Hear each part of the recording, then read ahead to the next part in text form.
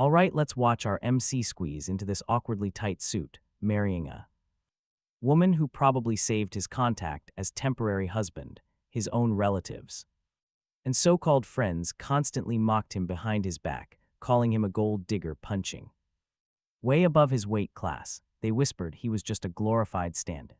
After Vivian got dumped by her first love, on their actual wedding night she pulled the classic neat freak excuse just to sleep in a completely separate room, even their so-called shared house was basically a free hotel to her, using work as an excuse.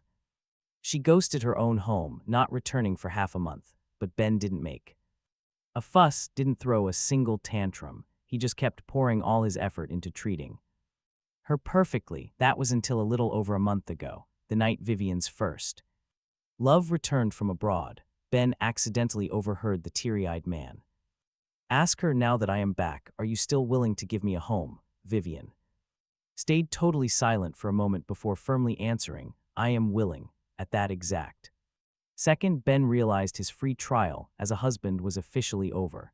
Time to give the seat back. "Do you really want to let Vivian go abroad?" In the quiet cafe, Ben put down his spoon and looked right at the person sitting across from him, his best friend Sam. Looked like his brain completely short-circuited. Ben replied with a super calm tone, "She and I are already divorced." Divorced? Hearing such explosive news out of absolutely nowhere was just way too much. Sam was utterly shell-shocked. The very next second, he was furious on Ben's behalf. Vivian actually agreed. "You have treated her like an absolute queen for 3 whole years. Even a literal rock would have warmed up by now. Does she seriously have zero feelings for you?" Ben smiled, his eyes flickering slightly. "Honestly, I do not even know if she agreed or not. Half a month ago, he handed her the divorce papers. She was busy on a call, blindly signed them without hearing a single word he said, and rushed off. She hasn't asked a single question since. Now he just has to wait another half a month, grab that official divorce certificate, and he will finally be a free man." Ben was just about to explain more when a soft female voice came from behind them. "Are you two done talking?" Both guys turned their heads in unison to see Vivian rocking an elegant black dress, taking long strides toward them. Sam was still drowning in pure anger, totally ready to march up and interrogate her. "Didn't you and Ben get a divorce? Why are you even here?" Ben patted Sam's shoulder to calm him down and shook his head. Actually, Ben saw the heavy rain and figured he would catch a ride with Vivian since it was right on the way. Only then did he smile. After saying goodbye to Sam, Ben stood up, grabbed his bags and left with her. On the drive back, the rain was absolutely pouring, but inside that car, dead silent, "Stick with me here," facing the husband she had mistakenly married all those long years ago. Vivian slightly parted her lips a few times, really trying to speak. She was probably looking for a topic to break the icy tension.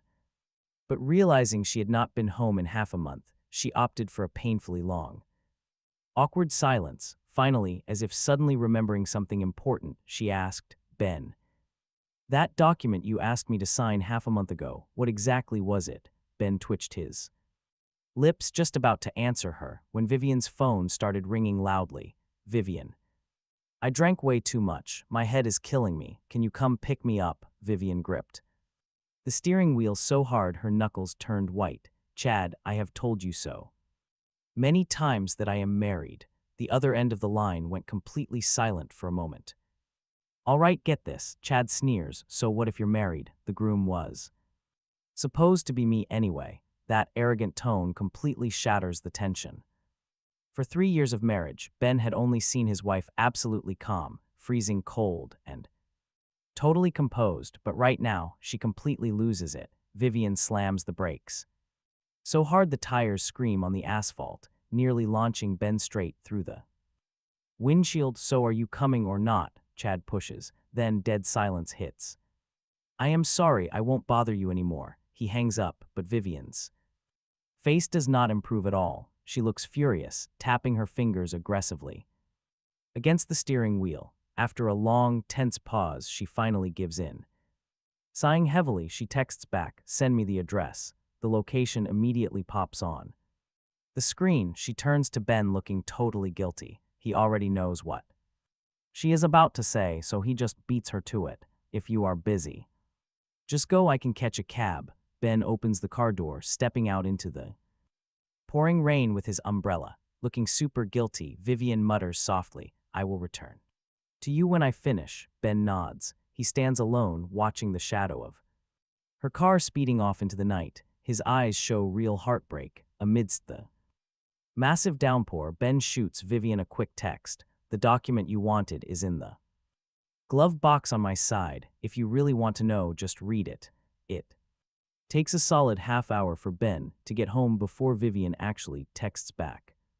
Just one short line. No need. Whatever you gave me to sign definitely wouldn't hurt me. The rain absolutely dumps down, not stopping until the very next evening. Ben stays completely isolated at home. Checking his phone, he notices Chad just posted 9 new photos, a massive yacht vacation shoot. Every single shot is absolutely perfect, subtly flexing a woman's delicate hand in frame. Ben knows it is Vivian right away. Chad posted it just to flex, but honestly, Ben does not care about this childish drama anymore. Just as he finishes putting together a simple dinner, Vivian suddenly walks in. You hate sweets, right? Why buy a random birthday cake? She walks over, glaring down at his basic dinner, frowning slightly. Today is your birthday, Ben, did you forget? Why eat something so incredibly cheap? Staring down at the number 24 candles, Ben feels entirely dead inside. He just nods very politely, muttering a quiet, thanks. Vivian lights up the candles, smiling softly. Ben, we are married. Do not act so formal with me. Make a wish. He nods, getting ready to stand up, but her phone suddenly rings again. Seeing her eyes dart nervously, Ben already knows exactly who is calling her now.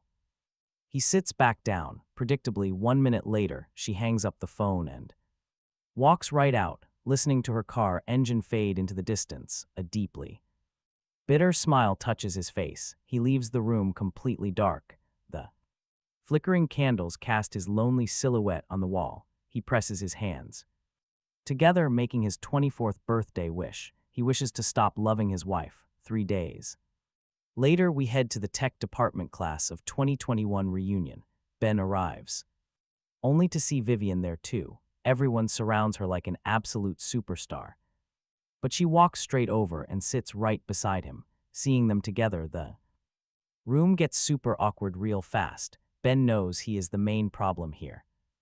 To his old classmates, his marriage to Vivian looks like a broke, desperate peasant trying to climb the social ladder. Naturally, everyone looks completely down on him.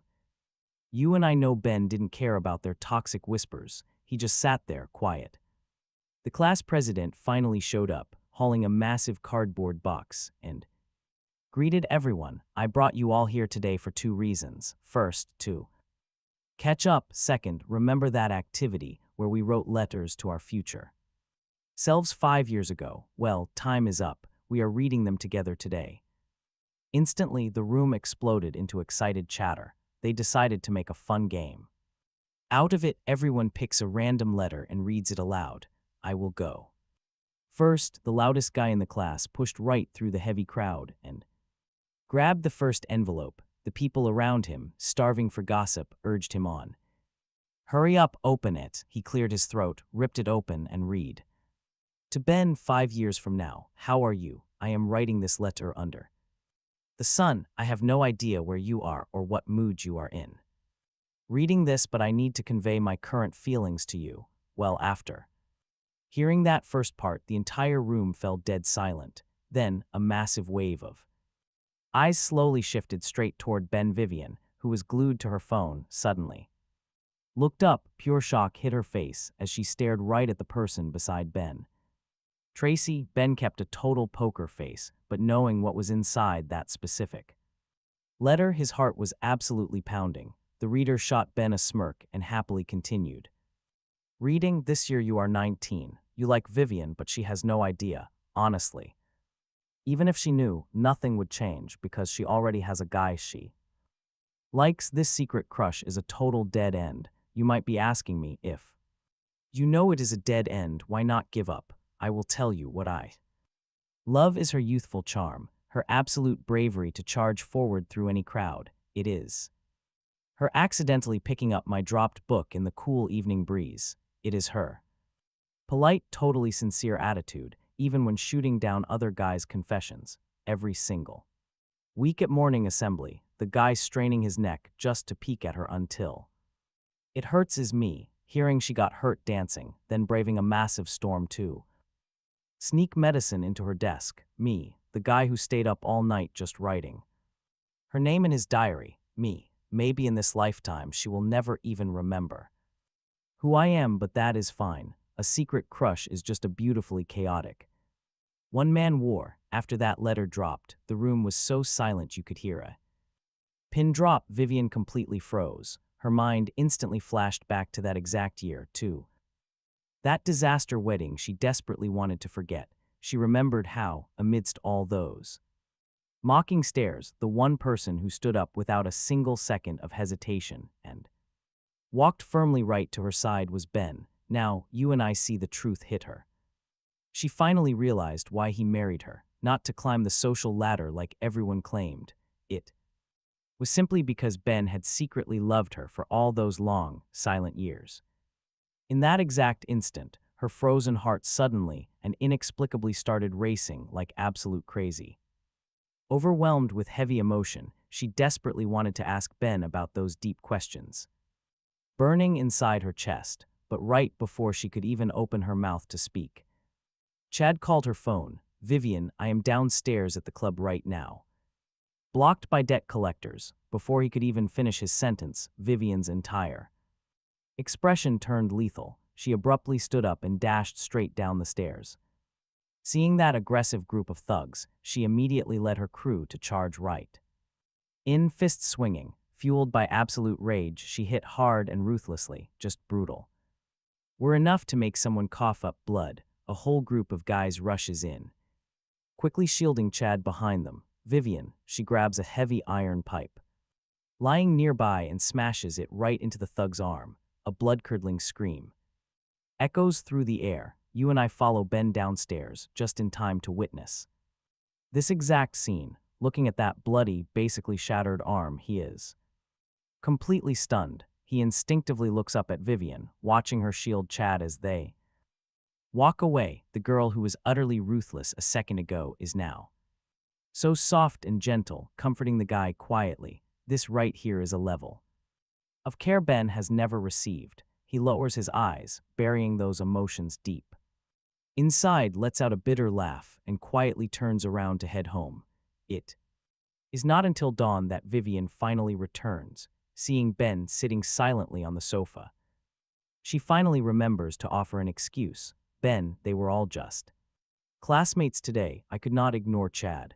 Ben has absolutely no intention of calling out her obvious lies. He just hums, grabs his pajamas, and walks straight into the bathroom. Half an hour later, he walks out drying his hair, only to find Vivian holding his phone with a really weird expression. Ben, why did you buy a plane ticket? Startled, he quickly reacts and snatches his phone back. It is probably just a promotional spam message from an airline. Vivian wants to ask more, but seeing his reluctance to speak, she swallows her questions down. She puts his phone down, nods, and gets ready to wash up, but Ben calls her back, grabbing a first aid kit from the cabinet. Your back got cut by glass. Let me clean it up for you. Vivian pauses, then obediently sits right on the sofa. She takes off her jacket, revealing several cuts. The wounds are not deep, but since they are on her back, no one noticed. Honestly, even we did not expect Ben to be the one paying attention. She watches him carefully disinfect every single cut with a cotton swab. Thinking about that letter from earlier today, she suddenly looks up. About that letter today, just put some ointment on after you shower, Ben interrupts smoothly. Otherwise, it will get infected. Try being more careful. You are street fighting next time. Do not get hurt, because there won't be anyone around to help apply medicine. Her train of thought completely derailed. Vivian does not quite catch what he just said. She looks up, totally confused. What did you say? He shakes his head, secures the bandage, and turns to walk straight into the bedroom. By the time he Finishes drying his hair, Vivian is also done showering and walks out. She proactively wraps her arms right around his waist, standing on her tiptoes, wanting to kiss him, but Ben turns his head, dodging that slightly heated kiss. I am not feeling well today, he says completely flatly. I want to rest early. Vivian does not force it at all. She helps him turn off the lights. The next morning is absolutely beautiful. Ben is washing up when he hears a loud commotion downstairs. He finishes getting ready and walks out only to see Chad leading a whole group of people inside. Vivian is leaning against the door, frowning hard, her tone reverting to its usual annoyance. What are you doing here? Before Chad can even open his mouth, his bros chuckle and step right forward. Chad says you saved him yesterday. He is very grateful, so he insisted on coming here personally to apologize. Before they even finish speaking, Chad, acting like a magician, pulls out a massive bouquet of fresh flowers and an exquisitely wrapped gift right from behind his back. Let us watch this mess unfold. Vivian, thanks for yesterday. Here is a token of my appreciation. Vivian did not even reach for it, but her cold expression softened. Significantly, Chad noticed this and casually shoved the flowers toward Ben, his tone totally lacking any manners. These are Juliet roses, Vivian's favorite.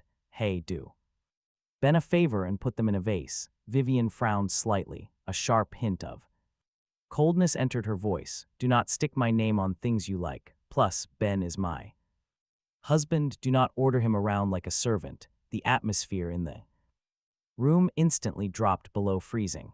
Ben was the only guy whose expression remained completely unchanged. He stared down at the roses. Juliet, it was the first time he ever heard that name, so Chad actually liked them. No wonder his wife spent so much money growing them in their greenhouse. But Ben kept quiet. He simply handed the flowers to a nearby maid and gave some quick instructions.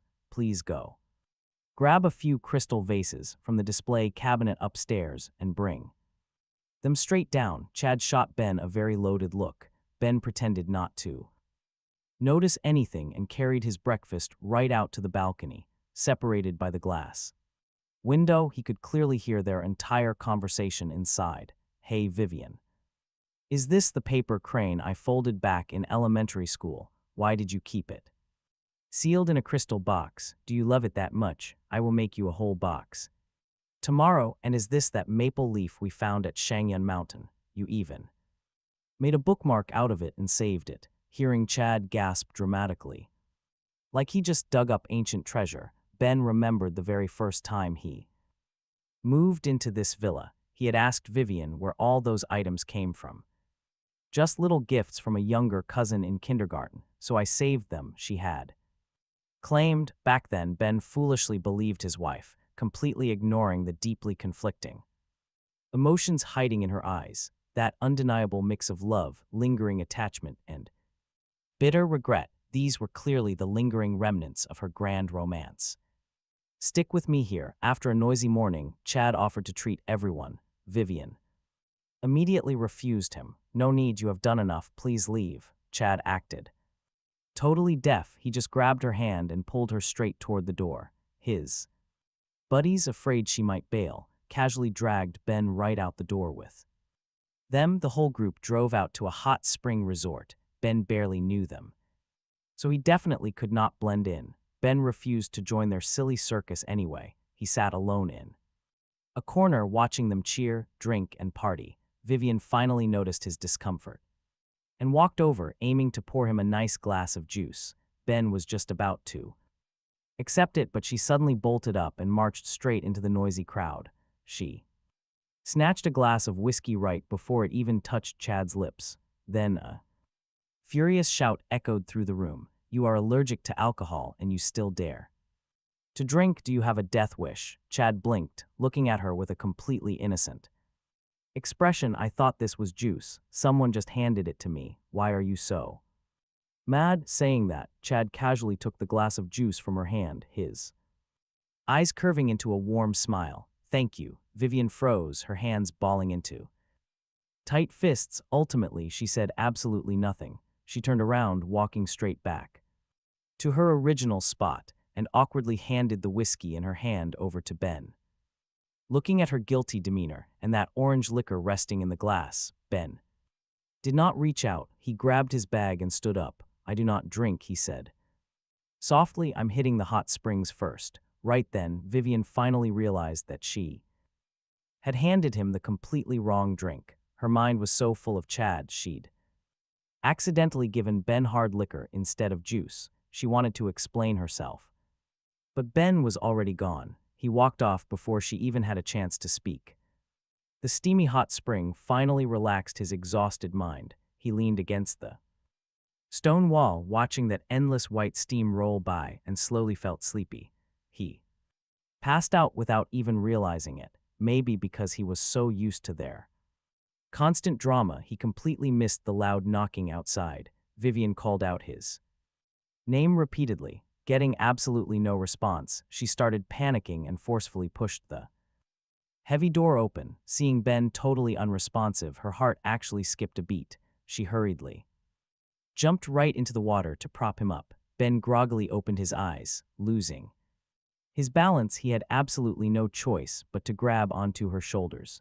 The thick steam surrounded them, skin touching. For one split second, the whole vibe turned dangerously tense. Vivian couldn't help but lift up on her tiptoes, right as their breaths mingled. Chaotic, heavy footsteps suddenly burst right into the steamy room.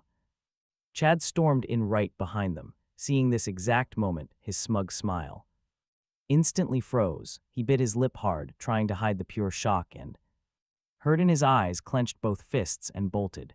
Vivian's whole body went totally rigid. Her very first instinct, drop her husband and chase Chad, leaving Ben with just one pathetic excuse. He misunderstood everything. "I need to go explain." Misunderstood? You and I both know they're legally married, even if they were kissing. What was there to even explain? The harsh truth was that she was still hopelessly stuck in the past, still playing the role of Chad's devoted girlfriend. That's why her instinct was chasing him. Watching his wife sprint away, Ben just let out a bitter smile. His eyes turned completely red, grabbing a towel around his waist. He opened the window for fresh air, only to see Chad furiously storming outside. He slammed his car door violently, but Vivian desperately grabbed his arm. Their screaming match echoed clearly up to Ben's window. Ben fell asleep. "I was just terrified he'd catch a cold." "Do you really have to be this angry? He's your literal husband. Do I even have the right to be mad? Just go back to him. Why am I even explaining myself to an ex like you? Chad, do you really have to be so cruel? What am I saying? Everything I'm saying is the absolute truth." With that, the fight exploded. Chad, eyes furious, shoved her away, jumped into his car, and peeled off. Vivian was left standing right there, completely stunned for 10 seconds before driving off to chase him. Watching that quiet road with the dust settling, Ben abruptly turned around and marched straight to the locker room. By the time he changed and came out, he was grabbed by a bunch of Chad's buddies, who were literally stamping their feet in panic. "Brother-in-law, something terrible happened. Vivian and Chad just got into a massive car crash." "All right, stick with me here." The guys rushed over, finding Vivian waiting outside the operating room. She was entirely covered in blood, cold sweat dripping down her face, her eyes wide with absolute terror. It was Ben's first time seeing her look so utterly pathetic. The guys surrounded her, demanding answers. She just pulled her hair in agonizing regret, voice trembling with immense pain. "It is all my fault. I never should have said those things to make him mad. I shouldn't have." You and I watched Ben let him drive off alone. Chad was throwing a massive tantrum. He drove way too fast and completely crashed. Suddenly, a nurse walks out, looking absolutely grim. Chad has massive blood loss, but the hospital's blood bank is facing a huge shortage. Without hesitating, Vivian rips off her coat, throwing on sterile surgical scrubs, and marches right into the operating room to help. Hours tick by slowly. The red surgical light finally clicks off. Sweaty and tired, the doctor wheels both of them out. The anxious group jumps up, totally surrounding the hospital bed. The doctor wipes his forehead, looking at an unconscious Vivian. he sighs in pure admiration. These two lovers, truly rare to see a girl this wildly devoted. Ben just lags behind, completely alone, staring up at the blinding lights. Our guy gives a silent, bitter chuckle. It takes until noon the next day for Vivian to finally, groggily, wake up. She's barely conscious, yet her very first words out loud are, "Did Chad have a good surgery? Is he awake yet?" Watching her absolutely frantic expression, Ben nods. He had stayed awake all night. His voice is hoarse. The doctor said Chad is safe. He just needs a solid few months of rest to recover. Hearing this news, the massive, heavy boulder crushing Vivian's chest finally drops away, but she is still deeply anxious. She throws off her blanket, demanding to get out of bed, swearing she desperately needs to see Chad with her own eyes. Ben tries stopping her, but she totally refuses. Finally, a nurse walks in to swap her IV bag and firmly manages to hold her down. Vivian stares at the giant IV, real panic flashing in her tired eyes. Her heart is entirely consumed by worry for Chad. Seconds later, she glances right at that fruit basket on the bedside table, quickly finding an excuse. "Hey, Ben. Yesterday I called his parents. They should be flying back right now. They might even be inside the hospital already. Could you carry this fruit basket over to them? And say hello. Also, please check on how Chad is doing." Ben stares at her for a long, heavy moment before simply muttering, "Sure." Our guy grabs the fruit basket and steps out. Chad is resting just one floor up. Ben almost knocks, but he notices the door is cracked open. Peeking inside, he spots Chad tightly hugging some strange woman. His voice is dripping with honey. "Babe, didn't you say you would take me to meet your parents today? Why come alone?" She smiles. "I wanted to bring them. But you literally just survived surgery. The timing is terrible. We can wait until you leave the hospital, then we will go, okay?" Overhearing this sickening conversation, Ben's hand suddenly clenches into a tight fist. Chad is dating someone else and is already doing the whole meet the parents routine. Suddenly, a doctor doing rounds accidentally pushes the hospital door wide open, shocking the couple inside. Chad looks up immediately. Spotting Ben, his smug face totally drops. "What are you doing here?" Ben stays silent, putting the fruit basket on the cold floor. He just turns around, walking downstairs, dragging his injured body. Chad frantically chases Ben to the stairwell, grabbing his arm.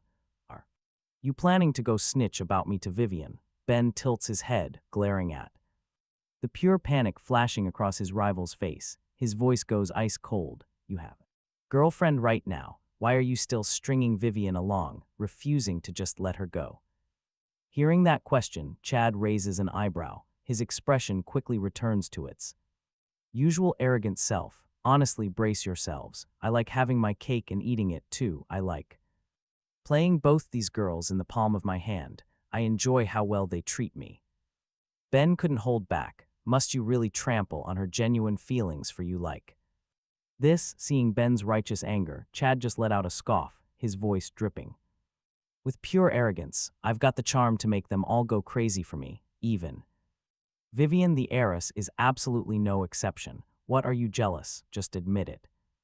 Maybe I'll teach you a few tricks." Chad's unbearable arrogance left our guy Ben completely speechless, but this silence only fueled his ego. Chad looked Ben up and down, gaze finally locking onto Ben's wedding ring. "You're just a nobody. What gives you the right to act all high and mighty? I don't mind telling you the truth. Back then, I never even went abroad. I just got insanely drunk with some older guys and partied all night. I simply overslept the next day. Honestly, if Vivian hadn't thrown a petty tantrum at me, you'd never, ever have had the chance to become her husband." The anger Ben had suppressed for years finally exploded.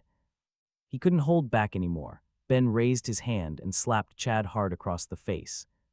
It wasn't even a heavy hit, but watch this, guys. Chad acted like he'd been struck by a cannonball, tumbling dramatically down the stairs. Before Ben could even process what just happened, Vivian stepped right out of the elevator and violently shoved him aside. Rushing downstairs with a totally heartbroken expression, she gently cradled the Bruised and battered Chad in her arms, she glared up at Ben with pure fury. He didn't do anything to you. Why would you hit him? Chad, playing the victim intentionally, showed off the red handprint on his face. Forget it, Vivian. Ben probably got jealous because I'm your ex. I really don't blame him. Let's just go. Those manipulative words completely choked back everything Ben wanted to say. Watching his wife's face darken even more, Ben knew that explaining anything now would be totally pointless. To Vivian, his absolute silence was basically an admission of guilt. Completely disappointed, she helped Chad up and walked away, not giving Ben a single backward glance. Right after leaving the hospital, Ben got a cold call from HR, saying his departure paperwork was ready. He collected all his documents and immediately started packing his bags. Ben tore a page off his desk calendar every single day, and soon enough, there were 0 left. Stick with me because everything changes here. Ben was about to leave the city he had called home for over 2 decades. During this entire week, Vivian didn't come home once. Chad, however, sent a barrage of highly provocative messages every single day. Day 7 of the countdown, a video. There was Vivian, half kneeling on the floor, gently massaging Chad's calf. Her movements were just incredibly gentle. Watching this madness, Ben threw everything he had bought for her over the years straight into the trash. Day 5 of the countdown, a few photos. Now Vivian had brought over a jewelry box, happily slipping a new ring onto Chad's finger. Ben casually smashed their wedding photo and tossed it straight into the fireplace. Day 3 of the countdown brought an audio recording.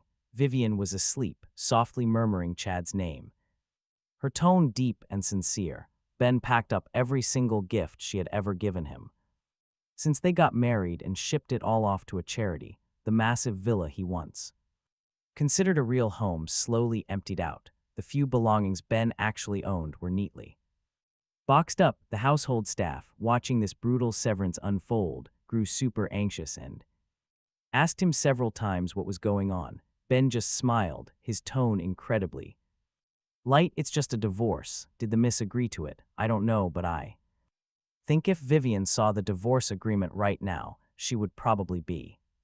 She is thrilled. Right now, her heart is completely occupied by Chad anyway. Day 2 of the countdown, Chad sends another message. This time, the camera isn't focused on Vivian, but on her parents, looking at that photo of the 3 of them beaming around his hospital bed. You and I know his heart feels absolutely nothing. He still does not reply. Instead, he opens his contacts and deletes Chad, Vivian, and absolutely everyone connected to them. The first snow of the year falls right on his departure day. He carries the diaries he packed last night and those unsent love letters out to the garden. The warm firelight illuminates his face, slowly burning away the written records of his teenage crush. He looks up at the swirling snowflakes. How long before this heavy snow finally covers up these ashes? As he zones out, the heavy gates suddenly swing open.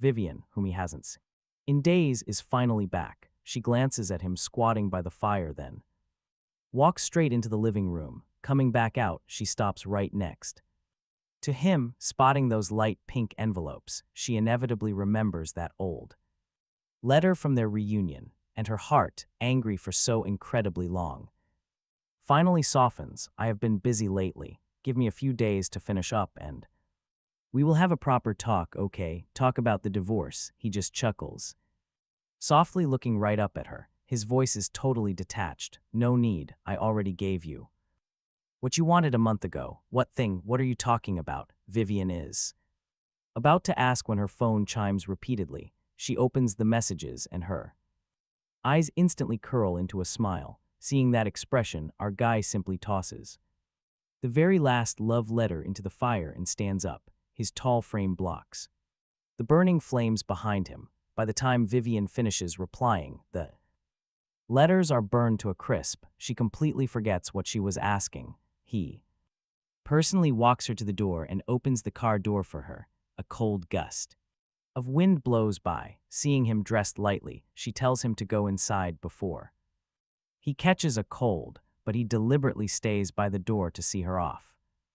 Through the car window, Vivian sees him raise a hand to wave, softly saying something she cannot quite catch. She assumes it is just a typical have a safe trip. She has heard that reminder countless times over the past 3 years, so she doesn't take it to heart. The car starts and quickly vanishes. From his sight, he stands alone in the snow for a long time before returning to his room. He puts on his coat, grabs his luggage, and heads downstairs.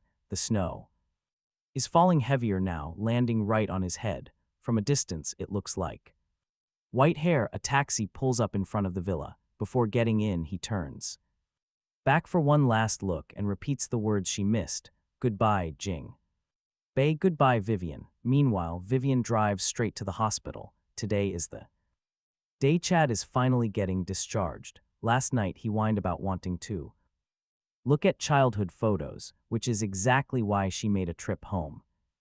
As she carries the heavy bag to the elevator, she brushes past a strange woman. From this person, she catches a faint whiff of a familiar perfume. Chad's absolute favorite scent, and this woman just walked out of his room. Is she a friend of his? A sharp hint of suspicion arises in Vivian's mind, but the elevator arrives quickly, so she does not overthink it and presses the button for the 7th floor. As soon as he sees her, a huge smile blooms on Chad's face. Our two leads flipped through an old photo album, totally lost in nostalgia, talking about their childhood easily pushed every other worry out of Vivian's mind. Right around noon, Chad's parents finally showed up at the hospital to collect him. Spotting Vivian, they showered her with gratitude. She politely brushed it off. She stayed incredibly humble. She told them she felt responsible for his injuries. Taking care of him was the absolute least she could do. Chad just reached out. He gave her hand a gentle pat. He insisted the accident was not her fault. He had already cleared things up with his parents. Please stop blaming yourself. Chad's mother nodded along. She admitted they were always buried in their work. If Vivian had not stepped up to care for him, who knows what would happen. He would probably be in an absolute mess right now. They truly owed her big time. She pulled her son closer to Vivian, reminding her that they were all adults now. Since Vivian was married with her own family, she claimed Chad was just being immature. She apologized for him bothering her, promising to finally discipline him the right way. They promised he would never bother her again. Suddenly, the whole room went dead cold. Vivian caught the hidden warning loud and clear. For a split second, her breath actually hitched, then she quickly smoothed it over, the warm smile on. Her face completely vanished, replaced by stiff, polite manners. Chad's face tightened up too, but he played totally dumb about his mother's obvious little hint. He shot Vivian a smirk, trying desperately to pivot. He joked that they grew up together, so it was never a bother. She even promised to drive him straight home. Vivian glanced up, ready to agree, but then she caught the intense, judging stares of his parents. The words died on her tongue, quickly shifting into a complete excuse.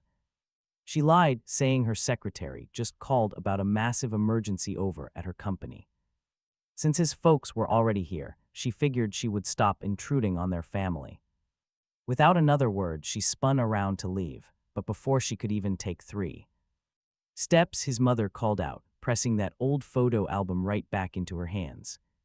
She told Vivian that Chad had wronged her back then, but he was just young. He never understood true love, so she told Vivian to let it all go. Seeing this woman who practically raised her looking so guilty, Vivian just offered a slight shake. She softly replied that the past was dead. She held absolutely zero hatred for Chad. She begged them not to worry at all. His mother sighed, her eyes heavy with obvious regret. She admitted her son was the unlucky one, and they were never destined to get married anyway. But then she brought up Vivian's new husband, praising his loyalty. She heard he was a sensible guy who treated Vivian like absolute royalty. She urged Vivian to cherish him. That was a man truly worthy of her devotion. He was the guy she would actually grow old with. Vivian knew his mother meant well, but she also knew her long history with Chad died on the exact day. She spitefully tied the knot with a completely different guy. for 3 whole years now. She tried burying her past to build a decent life with Ben, but you see, she had loved Chad for 18 years. How do you just snap your fingers and simply erase all those feelings? So when he came back from overseas and kept relentlessly chasing her heart eventually melted a bit. They couldn't be together, but their deep bond as friends was still alive. Using that exact logic, she basically gave herself permission to keep running right back into his orbit. Honestly, every single time Chad reached out, still loved her, her heart totally fluttered. But honestly, those moments were just brief. Like wind over a lake, ripples formed, then quickly vanished without a single trace. Every single time she almost fell back in reality hit, Ben was actually her husband. Again and again, Vivian felt completely trapped in this emotional maze, unable to find a way out. But hearing those exact words, that brought a sudden, massive wake-up call. She remembered that snowy morning. Ben stood there watching her until her car completely vanished. Pure warmth surged straight into Vivian's heart right then. She bowed deeply toward Mother Chad, speaking with absolute sincerity. "Thank you, Auntie, for telling me all of this. I finally understand." After leaving the hospital, Vivian headed straight back to her family home. Her mother called her right into the study. Her face looked completely serious. "When you first got married, I thought Ben wasn't a good match for you. Honestly, I had major doubts about him.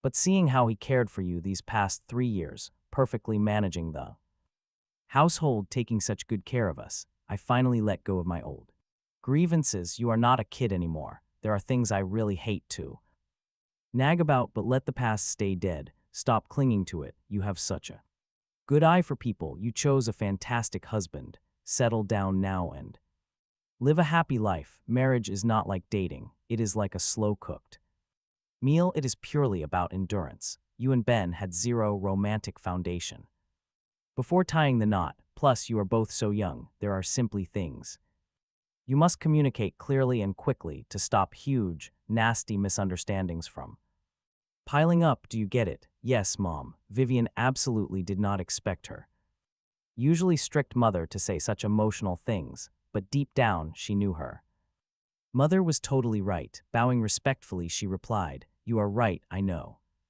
exactly what to do." Her mother nodded. Then she slowly pulled out a box and pushed it right across the desk. "Your grandmother gave me this bracelet when I married. Give it to Ben. Your father has his big birthday coming up soon. Bring him home so the entire family can eat a meal together." Vivian gently opened the box, staring at that stunning green jade bangle.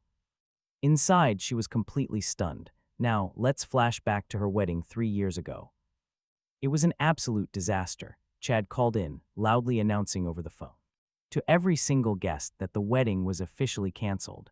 Relatives from both sides instantly looked disgusted and walked right out. Vivian stood alone on stage, her heart shattered to ashes. Grabbing the microphone, she prepared to unleash all those heavy, suppressed emotions and scream it out.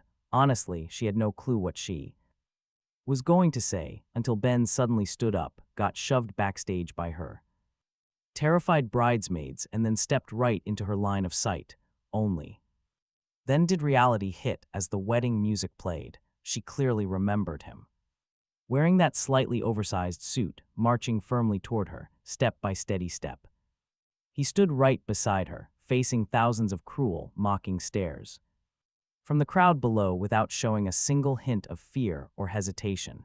Maybe infected by his fierce resolve, Vivian's broken heart sparked with a bit of reckless, wild courage. Even though she literally did not know her groom's name, she made a silent promise. She would spend her entire life protecting the man who slipped that ring onto her finger so well. She would absolutely never betray the hand that reached out to her during her absolute darkest hour. Vivian slid the little bracelet box into the compartment, but wait, right before closing it, a weird document folder caught her eye. She frowned hard. When did she even put that there? Zero memories attached. She was about to pull it out when her phone rang. It was Chad. "Vivian, my parents left. My friends heard I got discharged. They want to throw a massive party. Are you Done working yet? Come hang out with us. But this time, Vivian completely shot him down.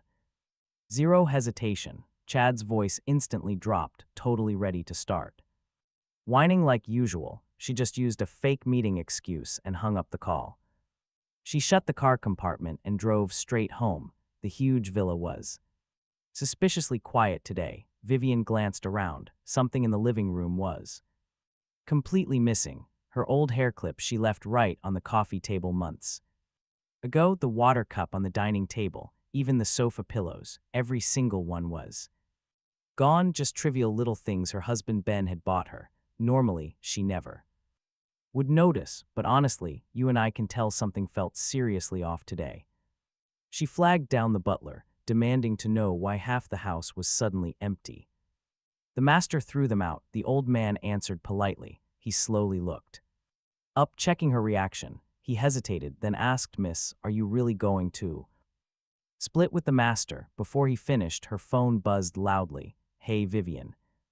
The snow is crazy out here. You are definitely stuck inside. Seriously, how long has it been since you partied with us? Come on, get up, we are grabbing drinks." Whole squad of her besties basically kicked her door down, linking arms and dragging Vivian outside with zero arguments. That harsh word divorce the butler was just about to drop, instantly swallowed right back down. Even though her friends said they were drinking, they knew Vivian had poor health, so they only dared to serve her pure water. Watching the girls play drinking games, she took 2 sips of water and grabbed her phone, pulling up Ben's contact info. She quickly typed a message.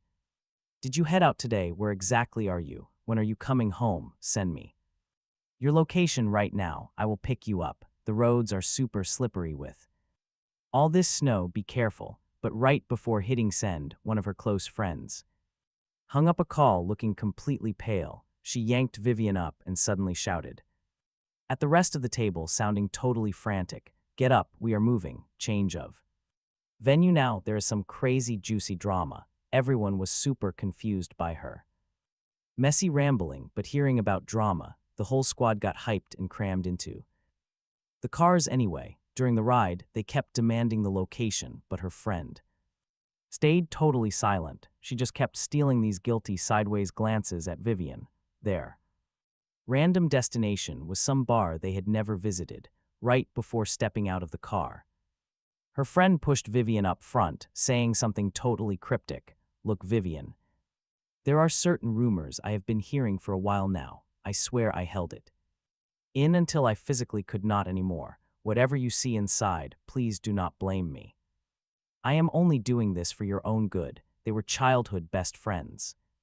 Hearing her sound so dead serious, the warm smile on Vivian's face completely vanished. She stared hard at the heavy bar door right ahead, took one deep breath, and shoved it wide open. Now brace yourselves, because the scene inside unfolded right before everyone's eyes. The main hall was practically glowing, people completely lost in that deafening bass. A bright spotlight shined straight down, perfectly illuminating a couple making out aggressively right in the middle of the stage. Even from that far away, Vivian recognized Chad instantly. He was clutching some overly eager girl, her face locked in an obnoxious smirk. His hands were literally roaming everywhere, looking completely unlike the stubborn, arrogant young master he always tried to play. In one split second, the squad of girls standing at the entrance went completely silent. You and I know this means war. Inside, the wild hype from the crowd inside, getting louder by the second, going wild. Right out of the hospital, kissing for 30 solid minutes.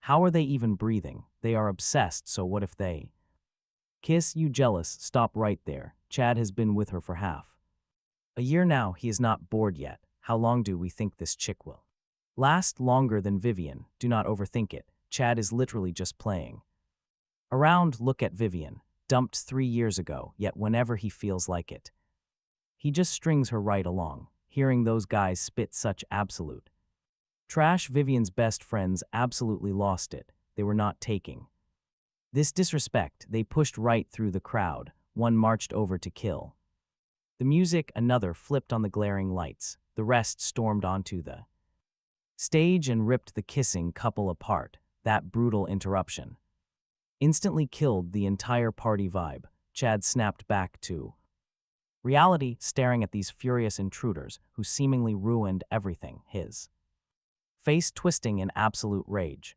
Checking the room and missing Vivian, he breathed a massive sigh of relief. He glared at the crashers. How do you all know about my spot? I never invited you. What are you doing here? The girls were already seeing red. Hearing that garbage, they immediately popped off. It is just a club. If you can come, why cannot we? Need a VIP invite from you? What, bringing your new girl here for romance? So terrified. We will catch you and snitch. Chad refused to look weak in front of his bros and his new girl. Blood boiling over, he aggressively fired right back. Terrified of what exactly? I am just dating. Am I supposed to be shaking that? Vivian might find out. She is literally a married woman. Is she playing the crazy ex-police now? Right on cue, his awful friends clapped and started whistling like idiots. Seeing their arrogant smirks, Chad suddenly thought, oh no. He sensed something was totally off and tried to ask why, but the girls instantly cut him off. Faking those lingering feelings for your ex for so long and your true colors finally show. No more acting, Chad. You have been hiding another woman for 6 months, yet you still want to keep your options open, still messing with Vivian. Hearing that drop, Chad's girlfriend also realized she was being played. Her face dropped. Chad never expected things to explode today. He knew it was bad, so he just decided to double down and run his mouth. Did she not shamelessly beg me to take her back? I absolutely hate her to death. Why would I touch her? She clings to me like a stray dog. I cannot even shake her off. I was sick of her 3 years ago. That is exactly why I ran away. It had zero to do with studying abroad. Right now, the only girl I want is my girlfriend. Are those actually your honest feelings? Getting totally cornered by the intense people. But Chad, he refused to back down, lifting his chin like an arrogant peacock. He bragged that even if Vivian walked in, he would never change a single word. Hearing that, the room fell dead silent. The girls just shared a knowing look and stepped back, quickly clearing a huge path. Seeing their perfectly synced movement, Chad's eyes started twitching like crazy. He slowly turned his head, and there she was, standing right by the door. His arrogant, racing heart instantly completely sank into a freezing panic. The entire crowd below the stage snapped their heads around to look. 3 years later, Vivian was once again the absolute center of attention. But the anger, tears, and total embarrassment everyone totally expected to see completely gone. She only had the chilling calm of someone who had already weathered the storms. We are witnessing a final curtain call. Amidst the giant sea of people, she just stared at the pale man on stage, the guy she loved for years, the very groom who completely abandoned her at the altar. And honestly, at this exact moment, he just looked like a total stranger to her, like she was seeing him for the very first time, despite knowing him for 18 whole years. I heard every single word perfectly. Thank you so much for not continuing to lie to me and finally speaking the absolute truth. Amidst the loud whispers around Chad, Vivian's tone was completely calm and indifferent. It really didn't sound like a fight. She sounded like she was just discussing the weather.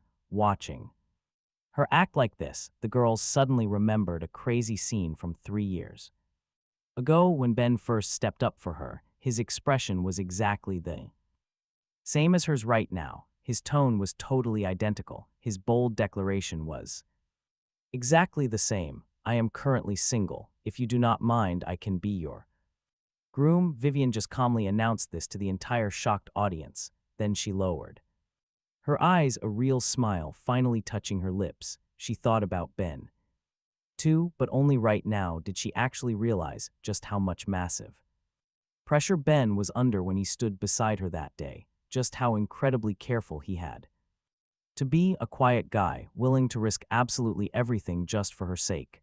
Yet it Took her 3 entire years to finally clearly see his massive burning love. Thankfully, it wasn't too late. Vivian didn't waste another single second on these completely worthless people. She simply turned around and walked away without hesitation, her steps incredibly firm. Back inside her car, Vivian unlocked her phone and pulled up that unsent message.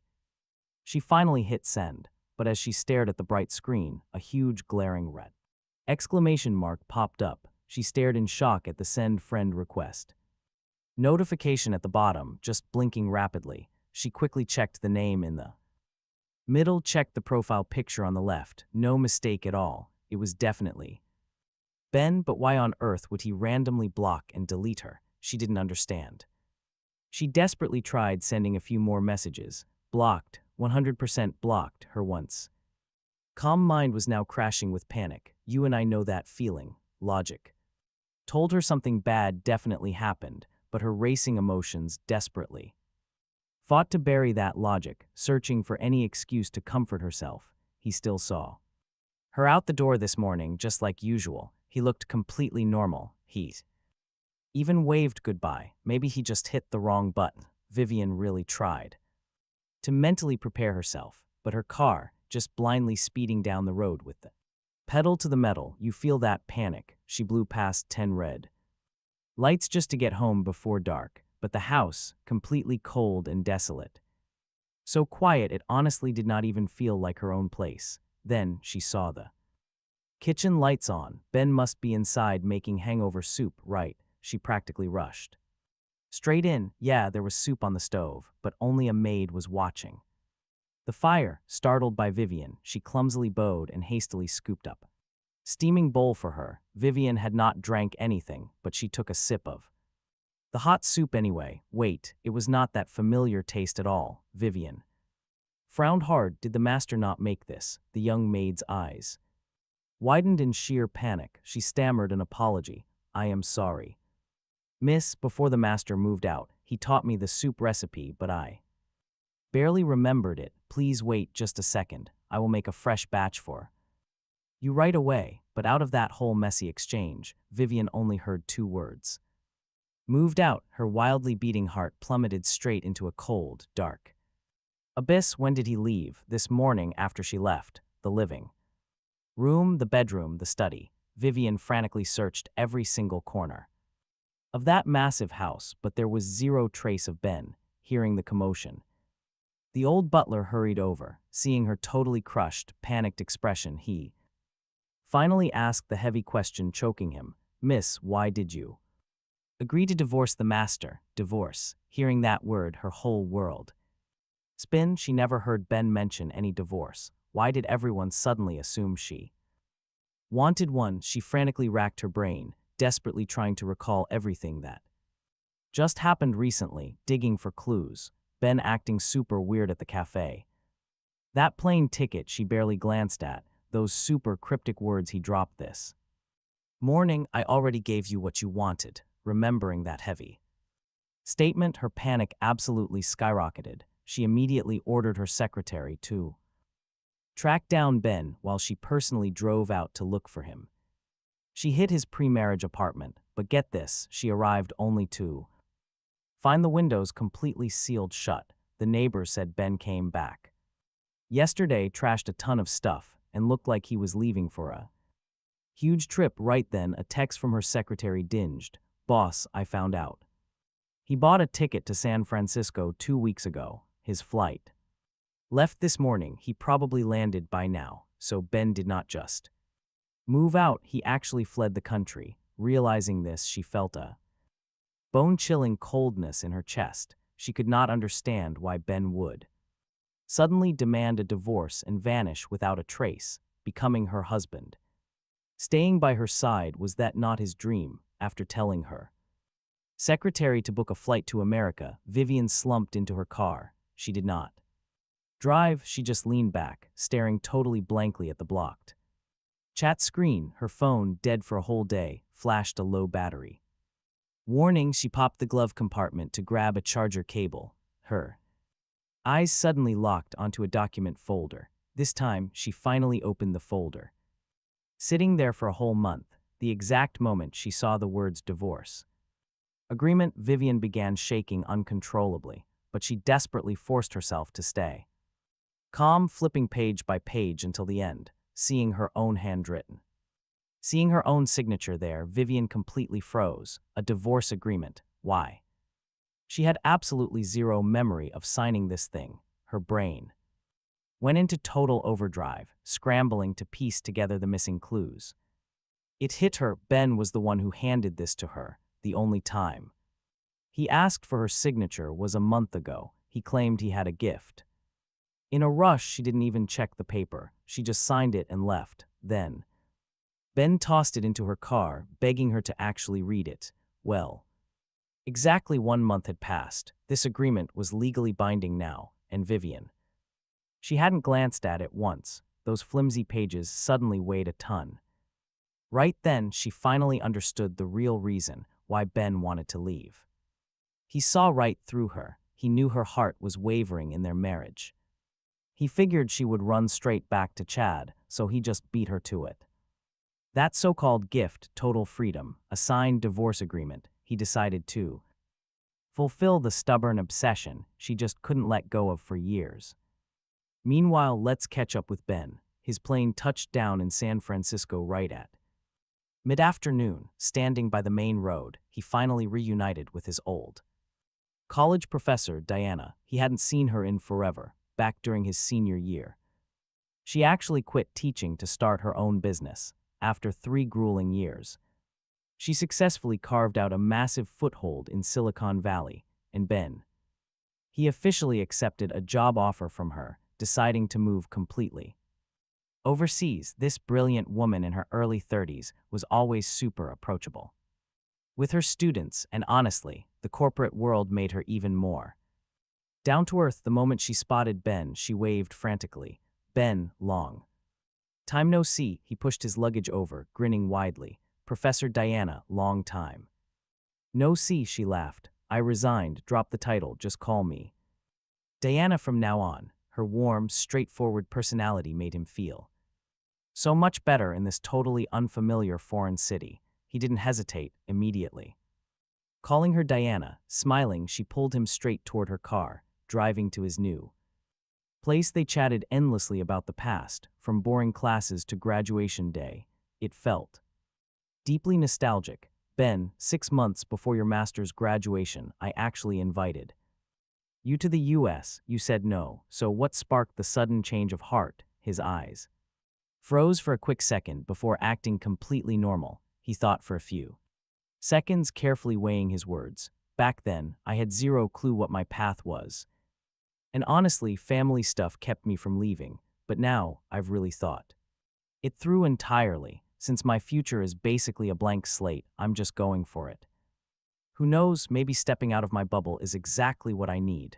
Diana, being a total veteran in life, knew perfectly well that young adults often feel totally lost at first. She understood his exact vibe right then and offered some genuine comfort. Life is literally about figuring things out one tiny step at a time. Just look at me. I taught at a university for years before finally realizing the academic bubble just wasn't my thing, so I stepped out to see the real world. How old are you right now? Being lost is totally normal. Just take that brave first step, and you will find your way. You and I both know having Diana beside him felt like a massive relief. Ben instantly felt so much better. After parking, Diana took him straight to the apartment. It was a classic 2-bedroom place facing north. South-facing but with killer lighting, plus a supermarket right downstairs, looking at the perfectly clean room. His heavy travel exhaustion totally melted away. Diana showed him around, explained some essential apartment details, and then completely dragged him out to grab a meal. After eating, they hit the supermarket to buy daily necessities. After dropping Ben back off, she didn't intrude at all. She left him her address and headed straight out. He showered, lying on the bed watching the sky outside slowly turn completely dark. In a flash, it all felt incredibly surreal. Yesterday, you and I saw him bundled up in a heavy blanket back in Jingbei Villa, watching heavy snow falling outside. Today, he had flown across the ocean to another city to start his single life. The room was silent, his thoughts drifted, and Ben quickly fell asleep. He dreamt a wild dream within a dream. He was sitting right at Vivian's wedding, but this time Chad didn't run. He married her. Ben watched them exchange rings, vowing to spend their lives together. He left the chapel amidst the loud cheers and kisses of thousands. He returned to the perfectly quiet college campus and fully buried himself in his studies. 3 years after graduation, he flew to the States, started a brand new life, never looking back. And in this short life, his only real connection to Vivian was those 4 years of college. After that, they went totally separate ways. He remained absolutely nothing but some strange male classmate whose name she couldn't even remember. But hey, perhaps because the dream felt way too vivid, he woke up the next day feeling incredibly dazed. Ben literally couldn't separate reality from the dream. He sat alone on the sofa for a long time, until noon, when a quick call from Diana fully snapped him awake. "You up?" "I am." Right downstairs. Spotting Diana's car, he pulled open the passenger side door. As he bent down, he vaguely noticed someone sitting quietly in the back seat. Out of simple politeness, he didn't stare, assuming Diana would introduce everyone once he sat down. After Ben buckled his seatbelt, the person next to him stayed completely silent, but a very familiar voice drifted from the back seat. "Did you sleep well?" Hearing that exact voice, Ben whipped his head up fast. Through the rearview mirror, he saw her face, Vivian. They hadn't seen each other for just 1 day, but she looked totally exhausted. She probably hadn't slept in forever, but her eyes locking onto his were sharply clear and completely unwavering. For a second, 1,000 questions he wanted to ask surged to his throat, but he honestly had no clue where to start. Ultimately, Ben just stayed dead silent. You can imagine the awkwardness. A minute later, Diana realized the vibe was off. She quickly turned to Ben, trying to smooth things over. "This is your old classmate, Vivian. Do you seriously not recognize her? She just got off the plane and called me. I figured since you guys were college classmates, we could all grab a bite. You don't mind, right?" Ben, did he mind? Well, in front of Diana, who knew absolutely nothing about their heavy past drama, he had to keep his cool. So Ben pretended everything was perfectly fine, forced a fake smile, and replied, "Whatever you decide works. I am just a bit jet-lagged and dizzy." Diana smiled, nodded, told him to take it easy, and turned to happily chat with Vivian in the back. "Vivian, are you okay? Should I drop you off to rest up first? We can definitely meet up later." Vivian hadn't slept in almost 30 hours straight, but she knew this was definitely not the time to rest. She shook her head. "No need." "All right then, let us eat first. I already booked the restaurant." "You two really didn't talk much during college, right? Who would have ever thought you would? Such crazy fate, running into each other in San Francisco after graduation." Even though Ben kept his head down, but he absolutely felt her burning gaze piercing him. He knew Vivian was here, and she was here for him. The Lou Group air totally raised. With endless applause, a perfect golden girl, getting served literal divorce papers by an absolute nobody like him. She was probably furious about it. Ben just closed his eyes. He rubbed his temples, begging his brain to reboot so he could actually handle this impending soap opera. "You and I know drama is coming." Meanwhile, the conversation kept flowing. "Not really a coincidence. I traveled all the way to San Francisco for some highly important business, so naturally, crossing paths with Ben was completely inevitable." From her tone, she sounded super close to him, but looking at Ben's cold reaction, they seemed like total strangers. This messy tension had Diana totally confused. "Wait, you came here for Ben, did you guys stay in touch after college? Are you two actually close?" "Just normal," Ben cut in sharply before she could even answer. Hearing that, Vivian's gaze darkened instantly. She pursed her lips tight. "Well, we were college classmates for 4 entire years. Right now it's normal, but as we interact more in the future, we'll get close eventually. Anyway, hey Vivian, are you working in the United States this time around? Did you come alone?" I heard you recently got married and that your husband was our classmate too. At that, Ben's heart basically skipped a beat, his hands unconsciously balled right into tight fists. After what felt like an absolute eternity, Vivian finally spoke with a slightly hoarse voice. Yes, but not long ago, he demanded a divorce. I came to the United States specifically to handle that mess. Diana totally didn't expect some casual gossip to dig up such awkward private drama. Awkward silence hit the room hard. Ben clearly didn't want to drag out this topic, so he bluntly pivoted. Diana, are we doing Western or Chinese? Food today, how much further away? I haven't eaten since I woke up. I am completely starving. Diana shot him an incredibly grateful look and quickly chimed right in. Western food, it's just a few hundred meters down. We are almost there. The meal dragged on for a brutal hour. Diana basically acted as the ultimate social buffer, keeping the conversation alive. Watching Ben bury his face in his food, Vivian could only swallow down all those questions she really wanted to ask. Halfway through eating, a sudden emergency popped up at Diana's company. She had to rush off to handle things, leaving early, and boom, casual lunch instantly turned into a tense standoff between the soon-to-be divorced couple. The atmosphere completely froze. After Ben finished his last bite of steak, Vivian tried handing him a napkin. He ignored it. Instead, he just stood up, grabbed a fresh one from the dispenser, and got brutally straight to the point.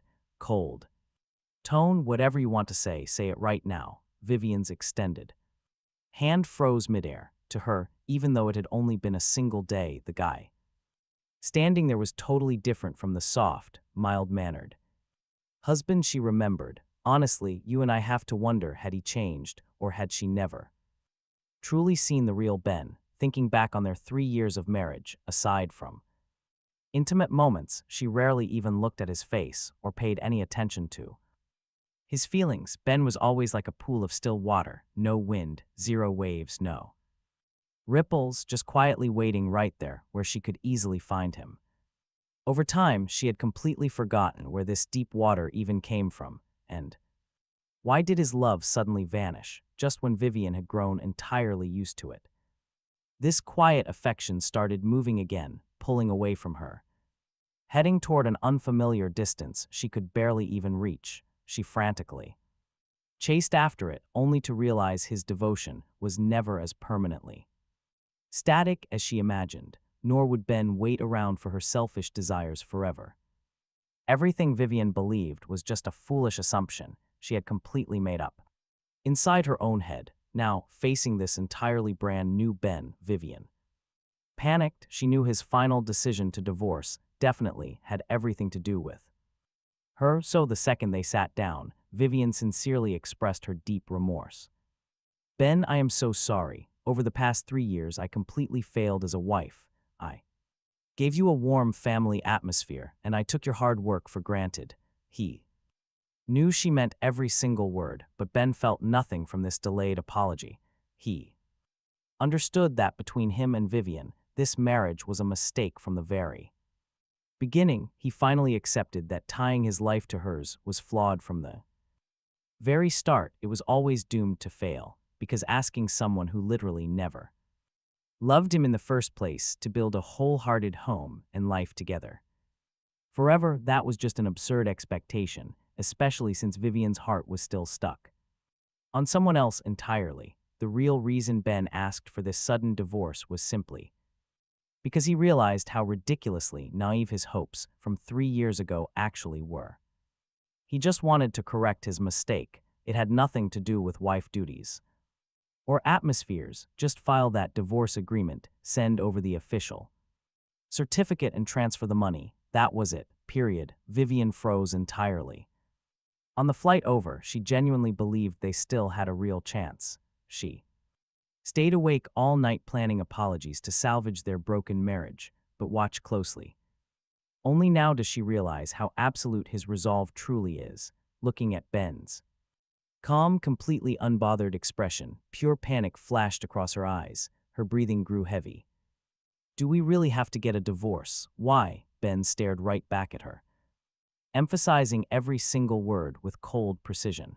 I married you because I liked you. I want a divorce because I don't love you anymore. It's that simple. After leaving the restaurant, Ben didn't go home. He headed straight to Diana's office instead. Seeing him arrive completely alone, genuine surprise crossed her face.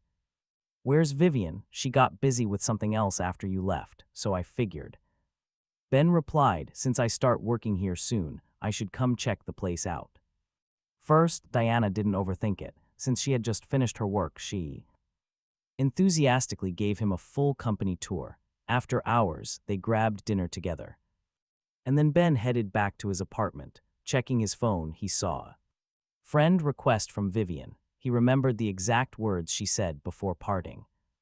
Ways, if your mind is totally made up about this divorce, I will respect your wishes. I wasn't worthy of your feelings. I let you down. I am so sorry, but we were married for 3 whole years, so even if we separate, can we still be friends? Friends, was there really any actual need for them to be friends? You and I both know that makes 0 sense. In Ben's mind, they should just go their separate ways and never speak again, so he was in no rush to accept her request. It wasn't until 10 p.m., right as Ben was about to sleep, that he noticed Vivian had sent another request. This time, it came with a let's check out this wild divorce. Ben sees a note attached. She wants to discuss terms regarding their split. Ben accepts. Vivian definitely does not waste any time with small talk. She immediately points out the major changes she wants to make, sending a red-line document for him to review. Ben discovers she actually changed the original asset division to a 50-50 split. That means once the divorce certificate is issued, he gets half of her net worth, a literal massive fortune.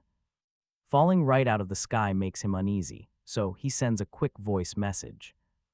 Right back, he tells her to just stick to their original asset agreement. She does not have to follow marriage laws and give him so much cash, otherwise he is going to feel guilty. Vivian clearly anticipates his honest response. She texts back quickly, saying she knows he never married her for money. She did not change the contract to compensate him. No, it is what the law dictates. This is exactly what he rightfully deserves. She tells him not to overthink. Ben tries case a few more times, but Vivian uses the exact same logic to shut him down. Eventually, our guy gets exhausted, not wanting to argue anymore. He just lets her do whatever she wants. Days pass. Ben officially starts his new job, and he gradually adapts to strict corporate life. 1 month later, he receives the final divorce certificate. It comes with countless real estate deeds, company shares, and huge assets. Staring at all the insane zeros in his bank account, Ben honestly does not know what to do. He just tucks it away, pretending it entirely does not exist, and keeps living his life. Winter passes, spring arrives. He goes to work as usual, but right after walking in, he is called into a meeting by his boss, Diana. The focus of this meeting is collaborating on a massive project with several domestic partners. During the meeting, an assistant is going to be chosen to accompany Diana back home for negotiations. Now watch this, she says. Ben is coming with her. Being suddenly called out absolutely surprises him. He has only been at the company a single quarter. Logically, he is entirely unqualified to handle such important work, but since Diana picked him, he cannot exactly decline. After the meeting, they both choose to stay behind. Diana does not beat around the bush. She explains that for this trip, although they must negotiate with 4 companies simultaneously, their absolute main priority is to secure a partnership with the Lu Group. Hearing that name, Ben vaguely guesses what is going on here. He looks at Diana, a clear hint of hesitation showing. He asks about Vivian. Diana nods. After a moment of hesitation, she is just honest. After their brief encounter last time, Vivian actually asked to meet her privately again. She laid the entire groundwork for this project. About him and her, Vivian actually revealed quite a few things. Diana felt it was his private life, so she never brought it up before, but this project has reached its most critical stage. 2. Ensure absolutely nothing goes wrong. She wants to ask a massive favor. Will he please come back and participate in these negotiations? She knows it is a bit presumptive but hopes he understands. Ben honestly does not get what Diana means. He is just a newbie who just joined the company, with zero background or serious connections. What use is bringing him along for such a massive project, just because he is Vivian's ex-husband? Honestly, that is the only possibility he can even think of. Vivian never liked him. The divorce was clean. She had not contacted him since. Why would Diana think he will compromise? Let's find out next. Alright, let's dodge any crazy misunderstandings. Ben just laid it all out. He hadn't brought up the divorce before because it seemed totally irrelevant, but honestly, since this new project is a huge deal, he had to be brutally honest. Truth was, he and Vivian were practically strangers passing in the night. She didn't even like him. Zero real emotional bond in that whole marriage. Their divorce, completely mutual and totally peaceful. From what Ben knew, Vivian valued loyalty, but when it came to big business, she stuck to her strict principles. If Diana thought bringing him along to the negotiations would boost their chances, well, he was about to pour some serious cold water on that hope. Hearing this bleak marriage breakdown straight from one of the actual people involved left Diana feeling incredibly weirded out. She asked Ben to sit down. She just had to ask, "Are you absolutely sure Vivian has zero feelings for you?" Ben nodded immediately. Seeing his absolute certainty, Diana couldn't help but flash back to what Vivian confessed before leaving San Francisco. "Ms. Diana, Ben and I are actually married. Strictly speaking, we are just separated right now, but I failed in this marriage. He was so disappointed in me and asked for a divorce. Ben is incredibly stubborn. I didn't want to make things difficult for him, so I agreed. But personally, I really want to save this relationship. I just need a little time to calm down and think things through.